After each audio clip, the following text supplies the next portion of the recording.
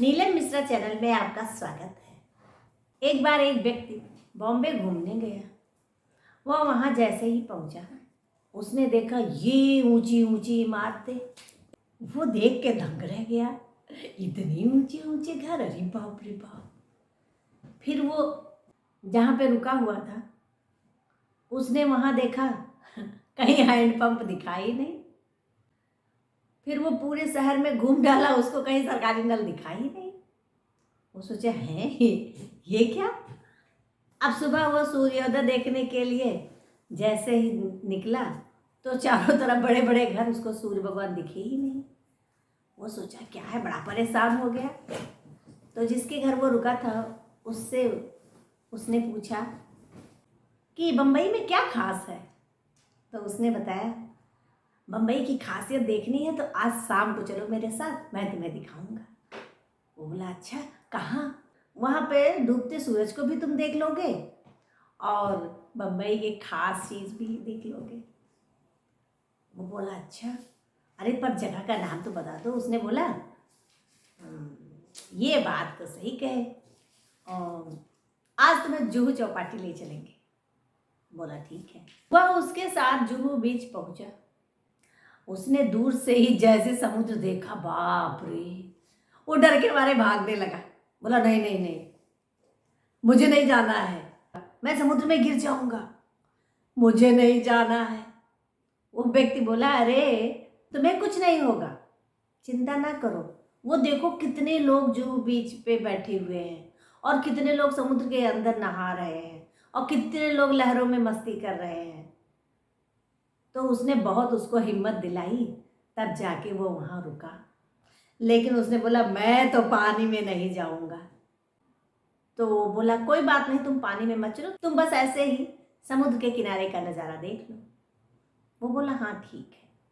अब वो समुद्र के किनारे जितनी दुकानें लगी हुई थी सबको देख रहा था। खिलौने की भी दुकानें थी, घोड़े पे बिठा के समुद्र के किनारे एक राउंड लगवाते थे, तमाम सारे गुब्बारे उड़ रहे थे। बहुत सारे बच्चे रेत में अपना घरौंदा बना रहे थे। बहुत सारे लोग आइसक्रीम खा रहे थे।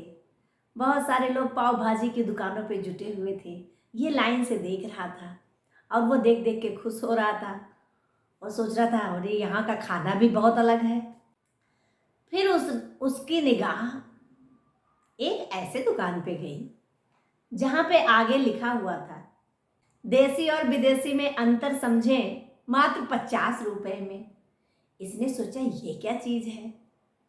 अब ये 50 रुपया दे के गया, उस लाइन में लग गया जहाँ पे ये लिखा हुआ था कि देसी और विदेशी में अंतर 50 रुपये में। और कुछ ही देर में जब इसका नंबर आया तो ये पर्दा उठा के जब अंदर पहुंचा उस दुकान में, तो इसने देखा कि वहाँ पे 2 घड़े रखे हुए थे जिसमें केकड़े रखे थे। इसने देखा कि एक घड़े में केकड़े, और भी बॉम्बे के केकड़े ये बड़े बड़े होते हैं।